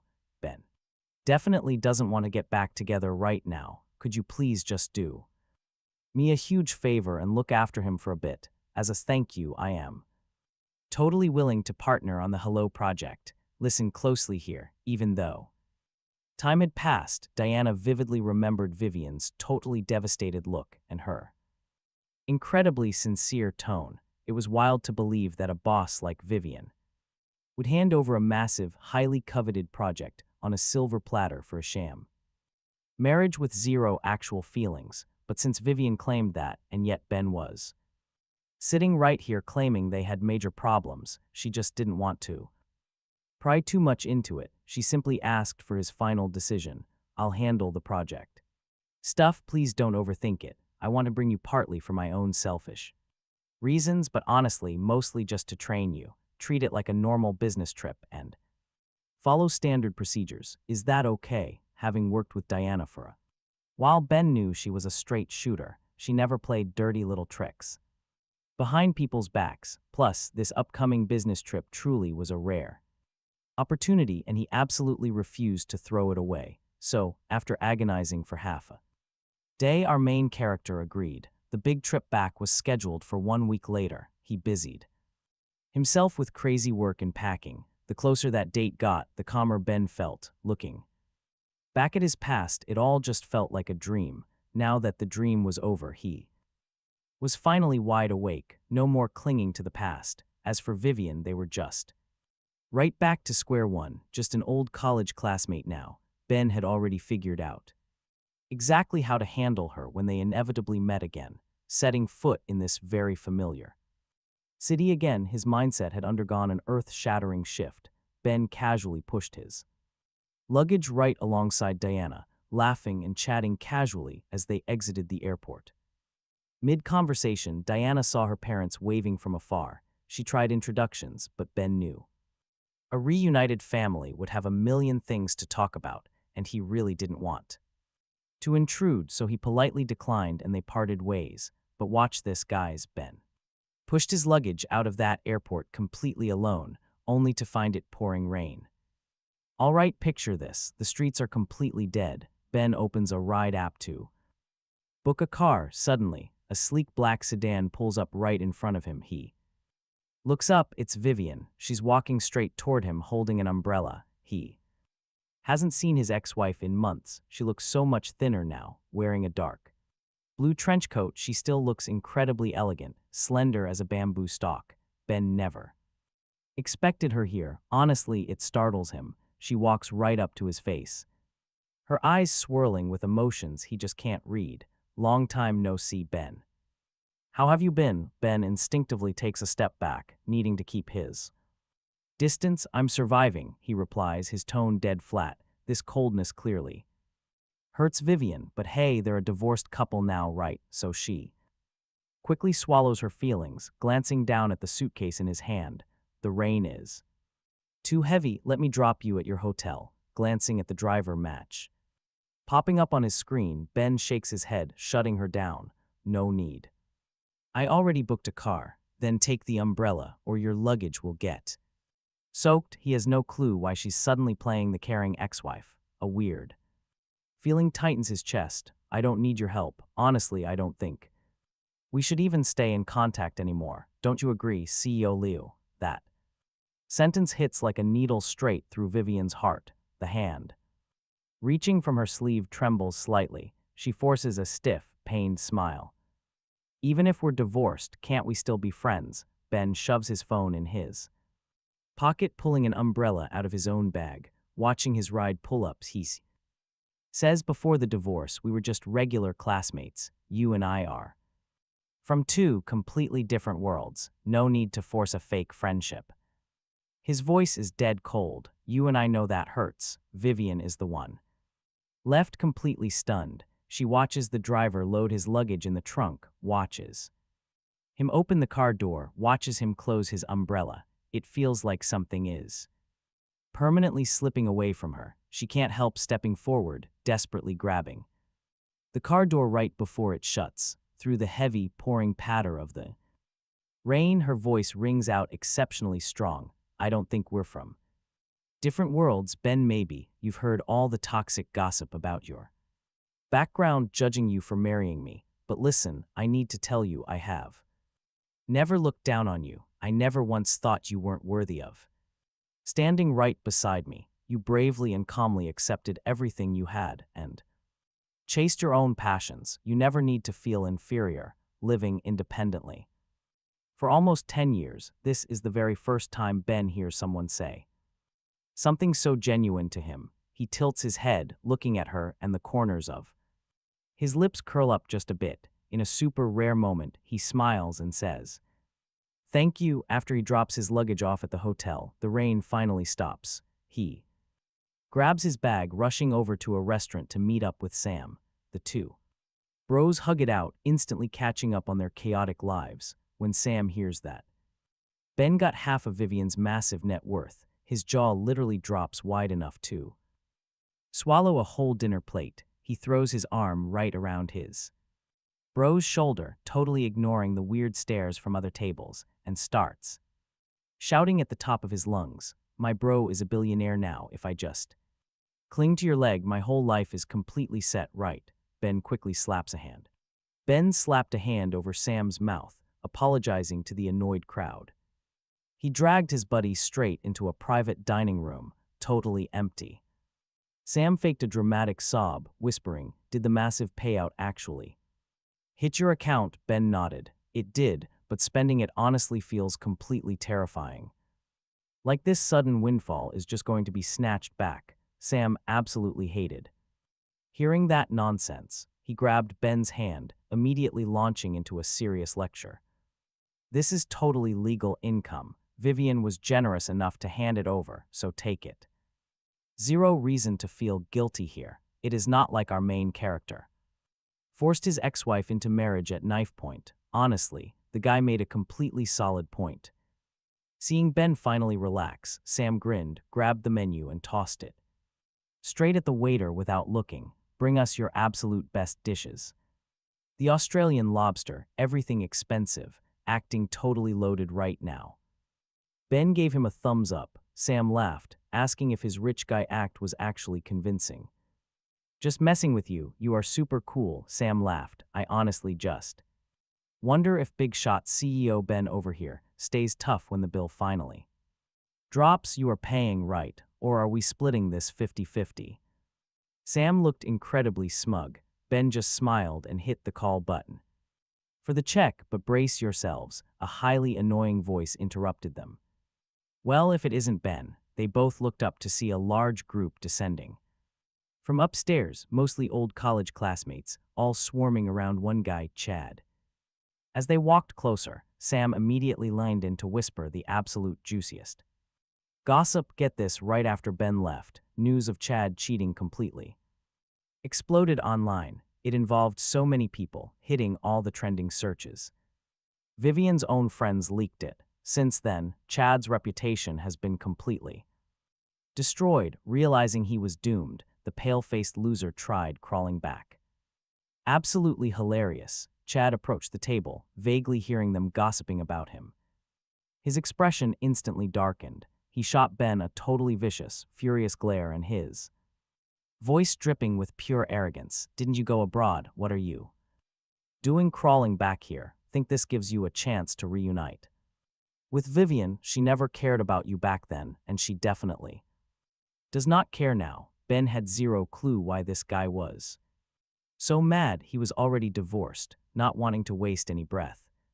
Ben just paid the bill and pulled Sam away, but that utter indifference, it only triggered Chad harder. Now watch as he blocks Ben's path completely. You ruined my wedding. You stole Vivian's money. You are just a scheming, lucky gold digger, and you actually dare act all high and mighty in front of me. So what if you got rich? Just look at yourself.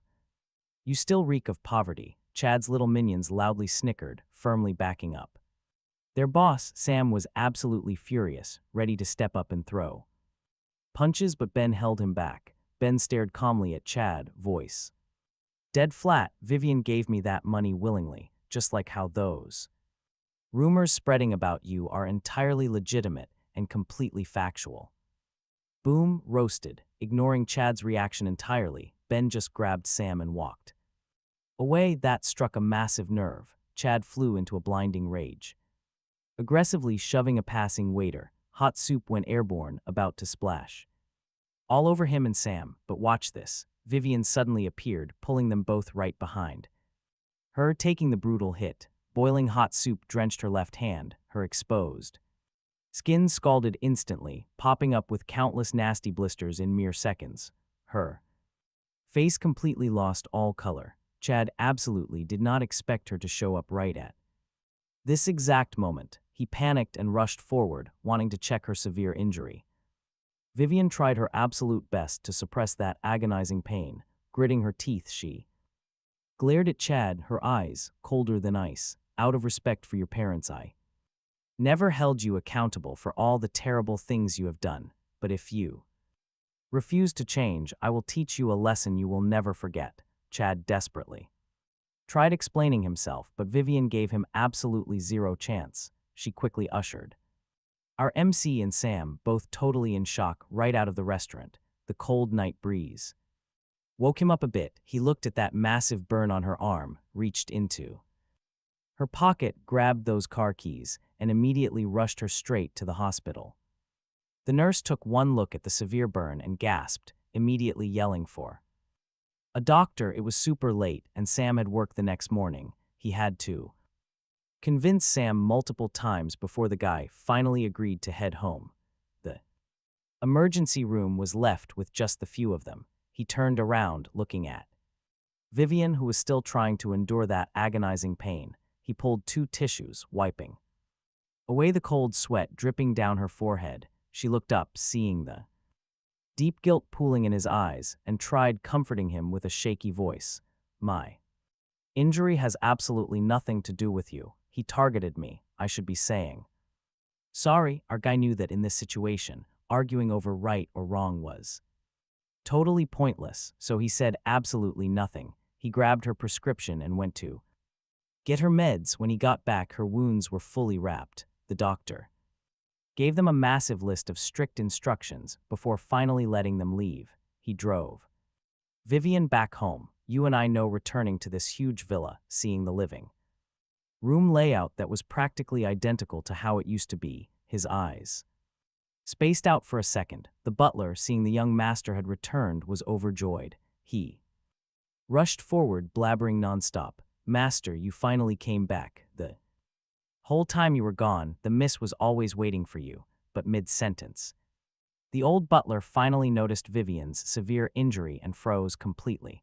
"Miss, you're hurt?" He pretended he did not hear a single word the butler said. He handed over the bag of medicine, repeated the doctor's exact instructions word for word, and then just turned to leave. Watching his back as he walked away, Vivian felt an empty, hollow ache form inside her chest. She desperately wanted to call him to stay, but the words completely died on her lips. Her disappointed, hesitant expression did not escape the loyal butler's eyes. He was practically dying of pure anxiety, ignoring everything else. He chased after our guy and blurted out everything he had been holding in. "Master, since you are back, please do not leave. For the past 3 months, besides working, the miss just stays in her room staring at the beautiful flowers you planted." Even in her sleep, she mumbles about desperately wanting you back. She flies to the United States every week just to see you, but is too scared to bother you,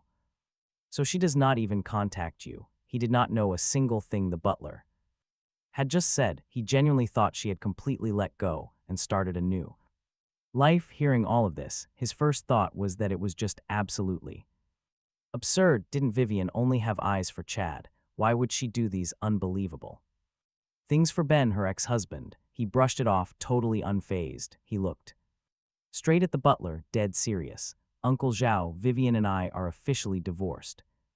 I've completely let go of the past. Whatever happens in the Liu household has absolutely nothing to do with me anymore. Don't call me master again. Just call me Ben. It's getting late. I'm heading out. Take care of yourself."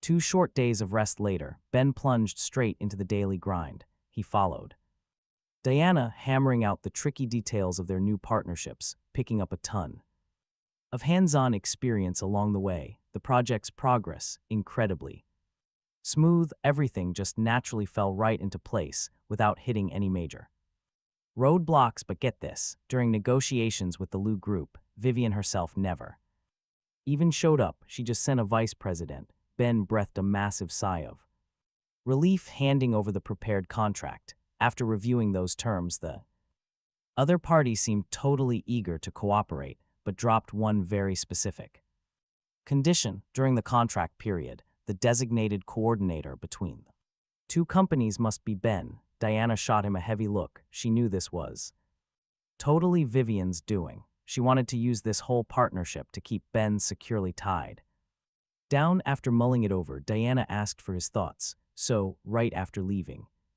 the Liu Group building, they hit up a cafe. "Ben, I know this is super abrupt, but if you're okay with it, could you tell me about your marriage to Vivian?" Ben stayed quiet for a long second before finally laying out the entire story from start to finish. 4 years as classmates, 3 whole years of marriage. That added up to almost a third of my life. Yet, honestly, telling someone else about it now, it felt completely weightless, leaving zero trace, almost as if I was narrating some stranger's story. The very things that had propped me up through countless dark nights had eventually been washed away completely by time. Hearing that, you and I would be shocked too. Diana sat in a daze, unable to snap out of it. She literally didn't know what to say. Any words right then felt meaningless. Only pure silence echoed in the cafe. Looking at her deeply sympathetic and totally regretful expression, Ben let out a soft smile. His voice carried the understanding of a guy who had truly moved on. "I know you're worried. You want to win this project, but you don't want me getting hurt. The reason I told you about this past that should have stayed buried is to show you I've honestly completely moved on, no matter what their reasons are for making this demand to me. It's just another job that I need to handle professionally. Even though I lack some experience, as long as you and the team need me, I'll work hard to get it done. I won't let anyone down." Hearing his firm promise, Diana's eyes actually welled up with tears. For her, this project was a massive gamble that would completely determine her company's success or total failure. So she was willing to do whatever it took to push this partnership forward. And one of the most critical links, this guy Ben, even though taking advantage of this whole situation felt pretty dirty, she currently had just one single move left: use Vivian's lingering feelings for Ben to hit her goal. Luckily, Ben totally understood her predicament and was willing to lend a hand. 1,000 thank yous couldn't even begin to express her gratitude, so it all culminated in a simple clinking of. All right, let's see what happens next. Late April, Diana packed those 4 signed contracts and prepared to fly straight to San Francisco. Our guy went to see her off. They shared a long, meaningful hug, but spotting a familiar figure far away, Diana just had to ask. After all, that was the exact girl he chased after for 7 brutal years. Now she finally realizes her feelings. Was he really not going to give her one more shot? He knew Diana meant well, wanting his happiness. But only he understood the pure agony of those 7 long years before he finally dragged himself out of the past. If it was just unrequited love, he could handle it. It wouldn't hurt this much, just a simple lingering regret. But when he reached for that distant moon, mistakenly thinking he had finally grabbed the light, only to find a fake reflection staring back from the water, he swore he would never reach for the sky again. Some beautiful things are only meant to be seen from far away, so he told Diana straight up. Life has no rewind buttons. We must look forward. For an easier commute, he rented a rooftop spot, but the very next day, a brand new neighbor moved right across from him. During Vivian's entire month in Jingbei, our guy would constantly bump into her, supermarket aisles, randomly, front of the hot pot joint, or random park corners. Given her high status, she totally did not belong there. He absolutely knew she was stalking him. Sometimes when they crossed paths, they exchanged basic pleasantries just like completely normal friends. Other times, she just silently followed behind him like a literal shadow. Eventually, deep in his own world, he just got used to it. He basically treated her like a free VIP bodyguard. Since becoming neighbors, the chances of them meeting skyrocketed. The bright smile on Vivian's face grew wider every single day. She would bravely step up and ask if he wanted to walk, grab a bite, or chill out. He always found some excuse to shoot her down. Every single time she heard his polite rejection, she thought this was the end. But you and I know better. The very next day she bounced right back, eagerly greeting him. Watching her try so desperately to please him, he remembered his own college days, standing right beside Chad. He used to be exactly like her, terrified of making the other person mad, trying so hard to please them that he lost himself. But he was not Chad. He would never sit back and enjoy her desperate attempts to win him over, nor would he string her along to boost his own ego.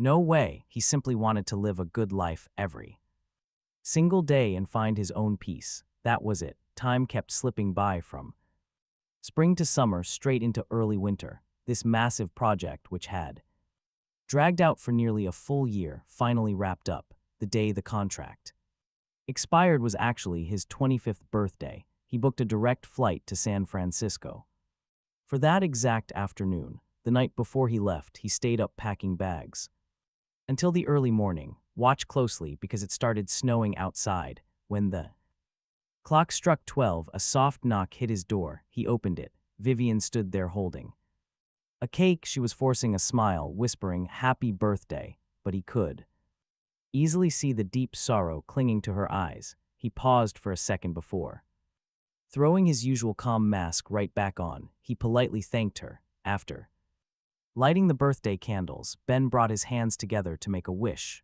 Opening his eyes, he saw Vivian watching him, full of eager anticipation. "What did you wish for? Was it like last year?" The conversation instantly died right then and there. Vivian suddenly remembered his birthday last year, and the warm smile on her lips slowly turned completely bitter. Ben lowered his eyes, totally avoiding her gaze. The heavy atmosphere froze over for a long time. Then Vivian finally asked a super weird question. Ben, last year on the day you left, what exactly did? You say I didn't hear it back then. Honestly, Ben himself couldn't even. Remember, memories stained with that cold, damp sorrow are incredibly hard to revisit. Now, in reality, time had blurred them completely. He realized that only those beautiful moments, the ones making him feel warm inside whenever he thought of them, stayed crystal clear. Right now, as a brand new year started, he genuinely hoped everyone he met moving forward would have a smooth life, so he just made up two simple sentences on the spot, calling it a memory. I wished you happiness and I wished myself happiness too. When Ben woke up, the world outside his window had completely transformed into a freezing wonderland of ice and snow. The heavy snow was still falling down. Getting downstairs, Ben immediately spotted Vivian waiting right by the side of the street. She stepped right forward, taking the initiative to grab his luggage. Her voice carried a complex, totally indescribable mix of emotions. The snow is way too heavy. You won't catch a cab today. Let me drive. This time, Ben didn't refuse. He sensed she still had things she really needed to say. This departure was truly a one-way trip with zero return date. Plus, there were some things he also wanted to put a final period on. The car started, driving incredibly slow, just very, very slow. Ben didn't know if the roads were just slippery from all the snow or if Vivian was doing this on purpose, but luckily, he had plenty of time, so he stayed quiet, just silently watching the winter scenery out the window. Minutes ticked away. Vivian finally could not handle that absolutely suffocating silence of parting. She had to speak, suppressing her completely chaotic heartbeat. She tried using this chance to sway him, to keep him by her side. Ben, do you still remember that Christmas during our second year of marriage? The snow was this heavy back then. My mom felt sick and you took me to the temple to pray. While there, I drew a fortune for my love life, it said, wishing to win a single heart. Hearing her story, Ben actually did recall that memory. Getting the fortune, the temple monk watched the two of them, saying something super cryptic. Destiny is set by heaven, but your trials are totally preordained. If you can awaken early, that is the best path. Ben didn't get it back then. He assumed the monk was just enlightening him. For a really long time, those exact words troubled him deeply, because back then, he truly wanted to spend his entire life with her. But looking back now, the person drawing that fortune wasn't talking about him, and the person she actually wanted forever with wasn't him either. Pretty obvious, right? Thinking about this iron truth, Ben softly chuckled. I don't really remember. Vivian froze up for a few seconds before instantly jumping into a brand new topic. She mostly talked about the trivial little details of their past married life. He had already forgotten some of them, but she recounted everything in painstaking detail. Ben really didn't know how. All right, you and I know Vivian replayed these memories countless times over the past year. Every single detail, crystal clear. She was trying so incredibly desperately right now to use those supposedly warm memories of their marriage to move him, but his face, completely blank. He didn't look like a guy reminiscing about the good old days at all. Before they knew it, the car finally reached the airport. He grabbed his suitcase, totally ready to leave, but Vivian called out to him from behind. She pulled out a box and handed it over, her eyes filled with desperate, burning hope. He opened it and saw a pair of bracelets. He recognized them as the ones Madame Liu usually wore, a literal Liu family heirloom. Why on earth was she giving this to him? If it was a parting gift, it was just way too expensive. He didn't dare accept it. Rejected once again. Vivian couldn't even fake a smile anymore. She choked on her words. You can see the complete desperation flashing right across her face. Please just take it. It's from my heart. It's also what my mother wants. He gently shook his head, his tone remaining totally aloof. I understand what this gift means, which is why I don't want it. I've already told you so many times. Since our story is already over, let's just go back to where we started. Every single word pierced deep into Vivian's heart. She stood in the freezing snow, watching Helplessly as he slowly walked away, step by step, never looking back even once, only.